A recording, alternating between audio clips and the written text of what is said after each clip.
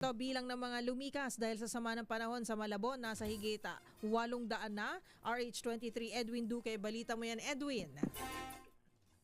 Mas Karen, nasa mahigit 800 na individual na, no? At agaran ito pinuntahan kayo ni Mayor Jenny Sandoval ang 7 evacuation center dito sa Malabon ngayong maghapon.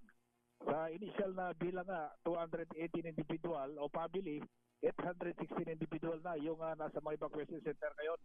Isa dito sa Dampalit, Pangulo Annex, Barangay Pangulo, Inaheros, Maysilo Elementary School, Malabon National High School, Concepcion Elementary School. Ibinahagi dito mga food pack at pinatpag mga pangailang kagamitan ng mga residente apektado ng baha sa mga lugar mula sa 21 na barangay.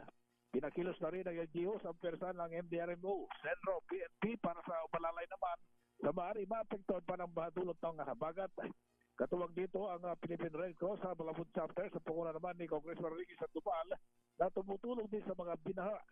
Una nang pinatupad kanina ang first evacuation sa mga residente mula sa mga bababang lugar na madalas bahain. RH23, Edwin Duque nagulat sa DCRH, una sa Edwin! Pilipinas, una sa Pilipino. Edwin! Yes, Henry. Tama ba? Yes. Tama ba? Hindi na umuulan sa Kamana ba? Medyo tumila yung ulan, pero may mga panahon biglang lumalakas yung kasama yung hangin. Kaya mahirap pa rin pagkatiwalaan yung panahon, Henry. Di ba le? Dapat ganyan na may mga nabubagyo. Pero yung bang, totoo bang dun sa Nabotas, hindi masyadong sa distrito ni Congressman Toby Chang, mabilis yung pag-ampat ng tubig ba?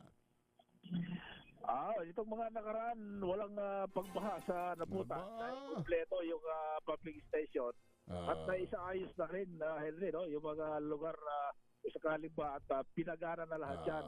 Kaso may mababang lugar naman dito sa Malabon, kapag na sobrang lakas ng ulan at hindi kinaya ng mga kanal, alam mo naman, naputol yung mga project natin.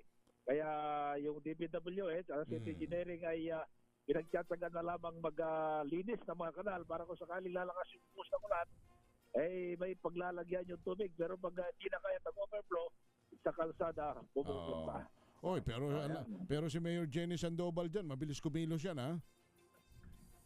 Nag-iikot kayo. Nasa Pangulo Elementary School kanina, galing ng Maysilo sa Tinaheros. Dahil may maraming mga naka-evacuate kayo, Henry. Kaya mga piling lugar na binabaha. Okay. Sige, sabi ni Joshua, Sir Edwin, hello. Thank you. Salamat, Edwin. Salamat. Sabi Henry. Tawa.